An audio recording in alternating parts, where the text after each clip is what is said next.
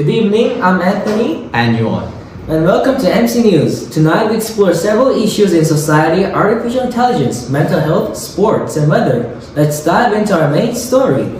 From textbooks to tech tools, the way students learn is evolving fast, and artificial intelligence, or AI, is now part of the equation. One report published by the University of Melbourne and KPMG shows that 83% of students use AI regularly. With more and more students using AI, the question isn't about how students are using AI, but how it's affecting students. Let's take a deeper look. ChatGPT certainly has its benefits. It saves valuable time for busy students juggling multiple subjects and deadlines. I bet that almost everyone watching MC News has used ChatGPT at least once, whether to finish a tricky homework or come up with ideas for a presentation. What makes it even more appealing is that it can offer support similar to what you'd get from your favorite teacher, or even better. And the best part, it's available 365 days every day. Whether it's late at night or early in the morning, ChatGPT is always ready to help. But of course, like any tool, it works best when used wisely. When students overly depend on it, that's when it becomes a problem. Not only can AI produce content that may be inaccurate, it can potentially stifle creativity and critical thinking. For instance, a Wharton study found that when students used ChatGPT to brainstorm ideas, they often came up with similar responses, since the data used to train AI all has the same root. In another case, one teacher had to mark a student's project as a 0, not just because the student used AI without thinking independently, but because the data written was incorrect, all from start to finish. Like this, when students lean too heavily on AI, they may stop questioning, exploring, and thinking outside the box. In fact, let me introduce you to one student who started by using AI as a tool, but ended up letting it do all the thinking for them. Here is Peter, best friend of ChatGPT. He even tried to use his old friend to win in a debate competition. Can you believe it? For those wondering, here is what happened. Since Peter will share more in an interview, we'll first show you a few text messages to give you a sense of what happened.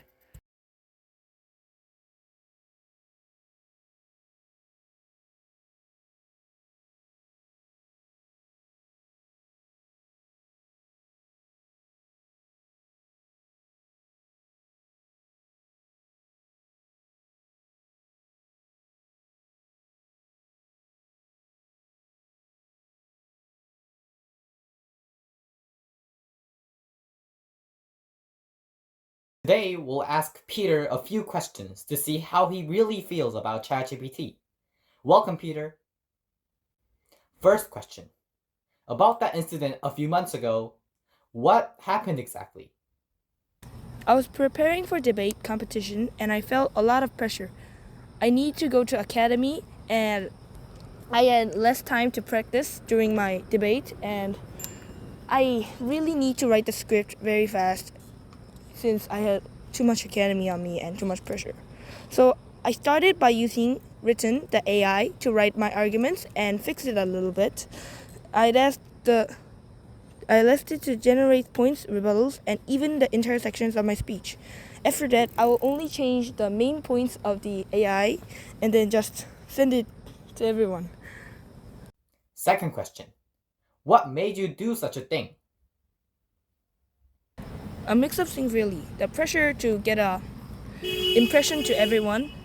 I felt like everyone expected me to do well. And I didn't want to let them down. I also got a bit lazy. I was so easy to just type in the prompt into ChatGPT and just get a well-written response back. Third question. Don't you feel ashamed? At first I didn't. I was focused on writing and I didn't see the big deal, but after the competition, when I realized how much I had relied on AI and hadn't actually done my work myself, I felt a deep sense of shame. Last question. Will you not do it again? Absolutely not. Well, that's good to hear. Just remember, don't take things too lightly next time.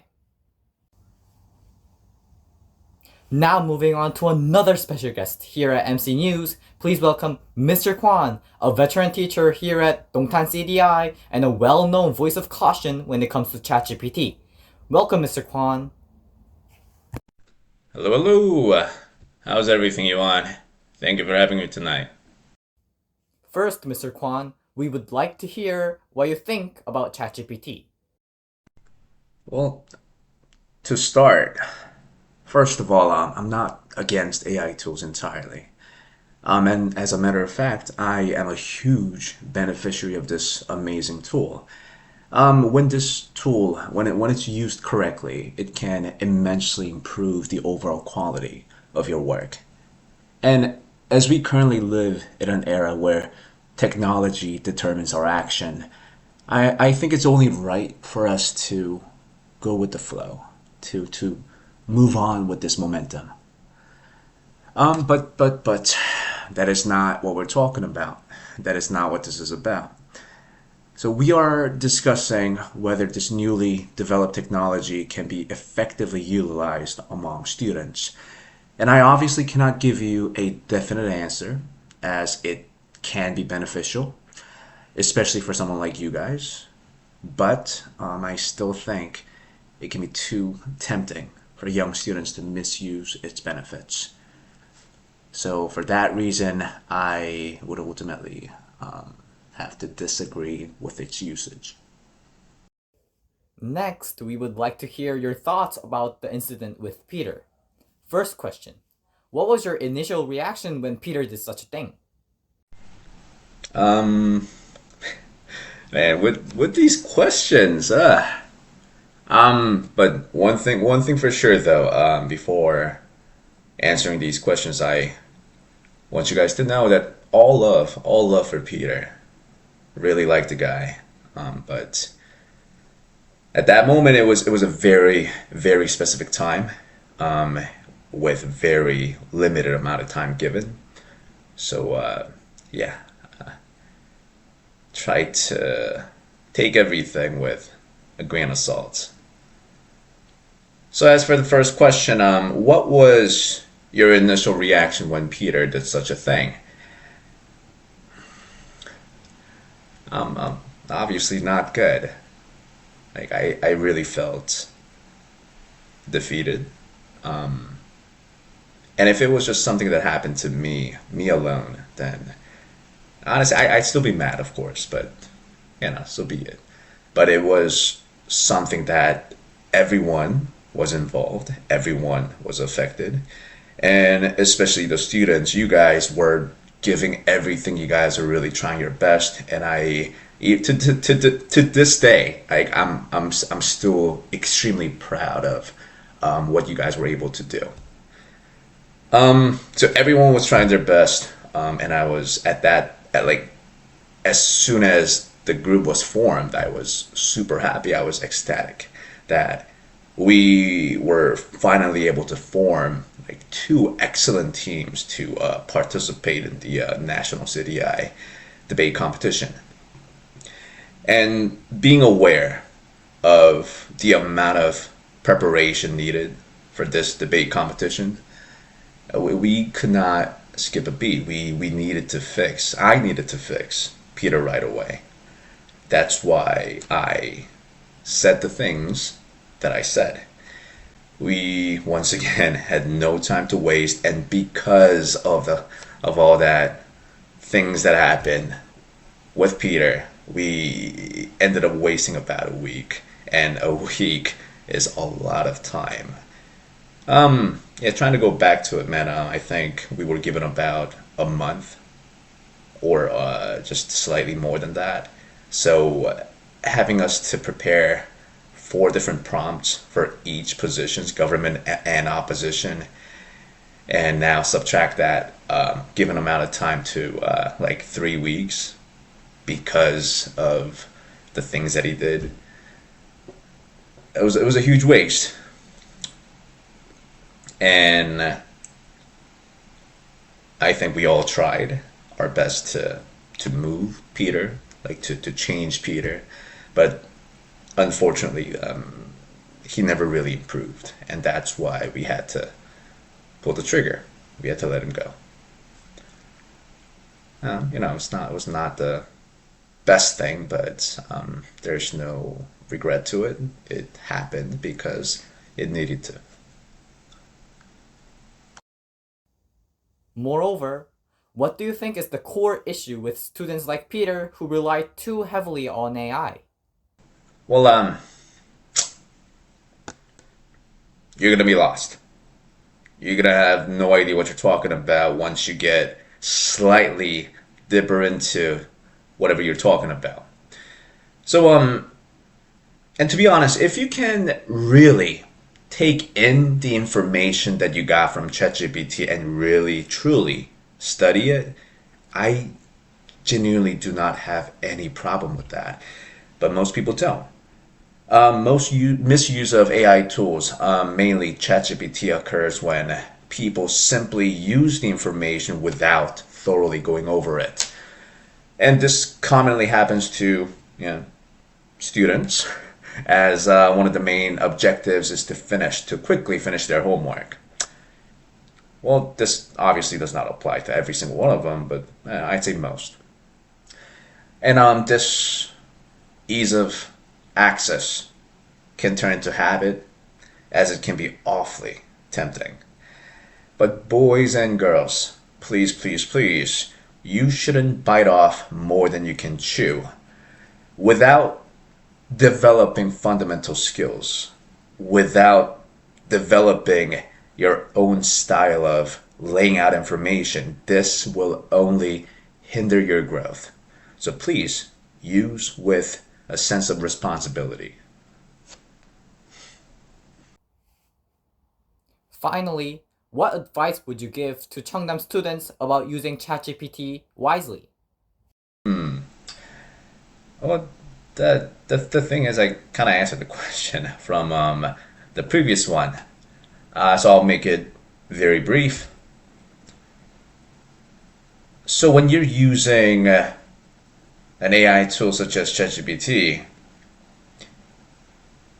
it should be used as a condiment, such as salt, pepper, sauces. So it shouldn't be the meal itself, it shouldn't be the food itself, it should be those condiments to improve on whatever you already have.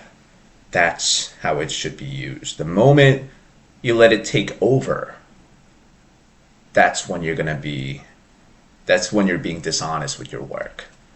So please, again, use with caution, use with a sense of responsibility for your own sake. And that's it. Well, boys and girls, thank you for listening, and thank you for having me, especially to you, Yuan. Thank you for this unique experience. I actually had fun answering these questions. All right, well, you guys stay safe, don't do anything stupid, and have a good night. Wow, those were some great advices for everyone using ChatGPT for granted. And Mr. Kwan, we should thank you for your amazing responses. Did everybody jot that down? Just kidding. Anyways, moving on. We've heard from Peter, we've heard from Mr. Kwan, but what about ChatGPT itself? How would it feel about being used and sometimes blamed? Let's ask a few questions to see what this digital mind has to say. ChatGPT, would you be proud if a student won a competition using only your help without thinking independently? As expected, even ChatGPT thinks relying too heavily feels like missing out on the real growth and learning that come with problem solving. How unfortunate, Peter. I'm not trying to make fun of you or anything. You're actually giving us valuable advice to not use tools to replace your thinking. Tools can accelerate you, but they can't steer your direction or define your values. That's our job. From now on, let's not take things too lightly and let's use ChatGPT wisely. Now, a topic that affects millions yet is unspoken: mental health. Let's move to Sean, our field reporter. Hello everyone, I'm Sean, the field reporter. I'm here to tell you some recent health news that could be potentially important to many people. Nowadays, many people are suffering from mental health problems like depression and anxiety. Now we have some new developments on the matter. Did you know that you can decrease up to 65% of your stress just by listening to some music? According to Dr. Steven, consulting neurologist at Recognition Health, a song or a music album which slows down its tempo from start to and can slow your heart rate and make your body relaxed. A study from Mind Lab International found it can reduce anxiety by up to 65%. For example, the song Weightless by Marconi Union, a specifically designed song to make you relax, starts from 60 BPM and slows its tempo down to 50 BPM. Throughout 8 minutes of playtime, the track avoids abrupt change in rhythm or tone, creating a calming soundscape perfect for stress relief. My personal favorite is an album called Blonde by Frank Ocean. It is very calm and beautiful album. Also, it starts with 137 BPM and ends with 83 BPM throughout 1 hour of playtime, which helps you relax. Up next, we have another interesting news. Imagine communicating with your 60-year-old self. It sounds like science fiction, but thanks to researchers in MIT, that is now a reality. Recent researchers in MIT developed an AI chatbot called Future You, which makes a simulation of your 60-year-old self. You can easily answer some question about your current self, future goals, values, turning point in life, and upload a selfie. Then, using advanced AI, it generates a realistic aged image and a personalized backstory. If you start to chat with your future self, the responses are thoughtful and rooted in your life story, offering guidance and emotional support. In a recent study with over 300 participants, chatting with their future selves reduced their anxiety and boost their connection to their long-term goals. Many said the experience helped them feel calmer and more hopeful. As AI continues to grow in healthcare, tools like this may become a valuable part of mental wellness strategies, helping people reflect, plan, and find comfort. If you enjoyed this segment, come back later for more interesting developments. Signing off, I'm Sean, the field reporter. Hey kids, are you having trouble breaking down reading pieces? Yeah! Do you love eating pizza? Yeah! Then you're gonna love Cheongdan Pizza. With our special CDI method, every slice helps you understand the story better one topping at a time. Character, cheese. Details, pepperoni. Inference, the secret sauce. So grab a slice of Cheongdan Pizza and become a reading master. Available at your nearest CDI classroom, actual pizza not included. Next, let's take a look at what's making headlines in the world of sports. Here's Travis and Jeff to dive deeper into the issue. Good evening, everyone. My name is Jeff. Hello, I am Travis as the ultimate sports reporter. Diogo Jota, born in 1996, December 4th, died in a car crash on July 3rd. His brother, Andres Silva, was also killed in a car accident at the age of 25. Jota, being a professional soccer player, has left many soccer players and fans in grief and sadness. Many of those in the current Liverpool FC and also Portugal players visited Jota's funeral. Sagna said they will constantly think about it because in the dressing room, one space will be free. At lunchtime, one space will be free. He added, "We are human beings first. We spend more time with the players than we spend with the whole family. So it's just crazy. It's hard to explain why and how it happened, but unfortunately, you have to move on." To briefly introduce his career, Jota began his professional career at Pacos de Ferreria. He then moved to Atletico Madrid in 2016, but was immediately loaned to FC Porto.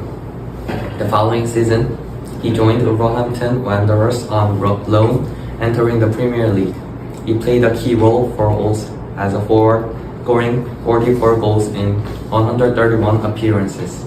After his amazing play style, he signed for Liverpool in 2020. He also adapted to Liverpool's playing style and achieved lots of amazing records. He won the Premier League, FA Cup, and 2 EFL Cups. Like this, he has an amazing career that no individual can easily achieve. Once more, due to his amazing career and sudden death, lots of plans have been announced to commemorate him. The first is list of permanent back number 20. The Liverpool has also announced plans for permanent memories sculpture at Anfield in tribute to Diogo Jota and his brother Andre Silva. Fourth one can also pay tribute at the preseason games against Atletico Bilbao on 4 August and Anfield, while players' shirts will have a Diogo J20 patch. Diogo Jota was more than a score of spectacular goals. He has a devoted husband, loving father of 3, and teammates who smile in every dressing room. As we reflect on his short but brilliant career, let us carry forward his spirit of determination, joy, and unity. They will leave a place forever empty on the pitch, but their legacy will inspire future generations. Thank you for joining this remembrance. May Diogo, Andre, and their loved ones rest in peace. Thank you.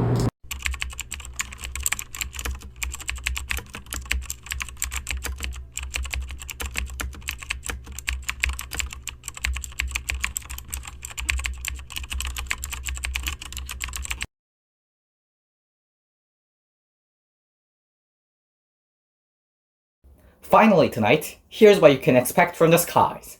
Let's go over to Jake for the weather forecast. Welcome to MC News Weather Forecast. Now let's check out what's happening outside. A heavy rain warning has been issued for several reasons. In Seoul, the heavy rain is almost over, with only about 5 mm per hour predicted tomorrow. For citizens in southern regions, things are looking wet. In Jeonnado, expect 50 mm per hour of rain. That's basically the sky turning into a water park. Don't forget your umbrella, or better yet, build a raft. Over in Chungcheongdo, we have almost 10 mm per hour predicted. Not too bad, still enough to make your hair freeze faster than your Wi-Fi drops in the store. And in Gyeongsangdo, 5 mm per hour of rain is on the way. That's what we call light breeze in the forecast. But it's still enough to ruin your new sneakers. As of now, rainfall rates are increasing, with localized downpours and thunder expected to continue into tomorrow. The heaviest rain will fall overnight, perfect for sleeping. Unless you live near a river, then it's time to stay alert. Authorities are urging everyone to stay indoors, avoid riverbanks, and check for updates frequently. Emergency crews are on standby, so let's keep them bored, not busy. Stay safe out there, and remember, if life gives you heavy rain, at least you don't have to water the plants. That's all from us for now. Thank you for joining us. Adios!